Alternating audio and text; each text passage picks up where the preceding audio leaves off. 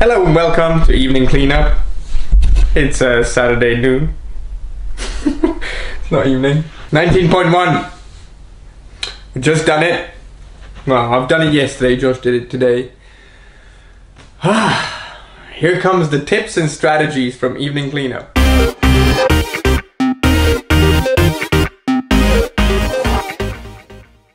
So, 19.1 is 19 wall balls and 19 calorie row for 15 minutes. The wall balls aren't a movement where you can speed up or slow down significantly, so in terms of pacing on the wall balls, it should be slow and steady.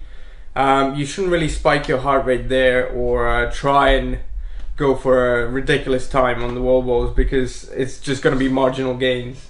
If you need to break, you choose when to break. Don't let the wall ball or the workout dictate when you break. If you need to break, break before you have to. Otherwise, I'd say try and hang on and rest on the row, because even if you're going slow on the row, it's still taking over. So that's my advice. Transitions, we'll talk about that at the end. Now, for the row, you need to find your 2K row pace. Say if your 2K row is 8 minutes, that would be 2 minute 500 meter split. So that would be your pace for this workout, plus or minus 10%. Start off with the same pace as you intend to finish, or maybe even slower. I'd say don't go out frantically in the beginning and try and settle into a pace, because that's what I did and it did not work. If you start off too hot, you're gonna end up struggling to survive in this workout. So I'd say start slower and slowly build up, or just start with the pace you know you can hold for the entirety of 15 minutes. Damper setting. If you've ever done any rowing or indoor rowing before, it's ideal to set the damper for 130 to 135, sometimes 140 drag factor. You can find that if you go on the display, a Concept 2 rower, in more settings and display drag factor. If you do a couple of strokes there, it's going to tell you what that is.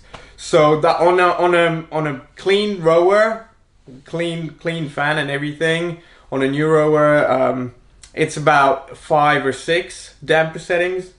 But I've seen rowers that are dirty and dusty, and the damper setting is different on those. So you need to check the drag factor. If you're a small guy like me or a short guy, or you have ridiculous engine, I'd say 26 to 30 strokes per minute is a good stroke rate, because you're not fatiguing the big muscles like your quads or your shoulders. If you're a heavier guy or a taller guy, you might benefit from a slower stroke rate, like say 16 to 23 strokes per minute, and putting more power through the machine.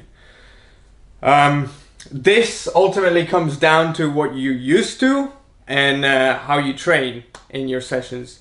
So just play around with it and see what happens. I'd even recommend during the workout changing it up. 1 minute you go slower, or you start off with slower stroke rate, more power, and you finish with higher stroke rate and less power.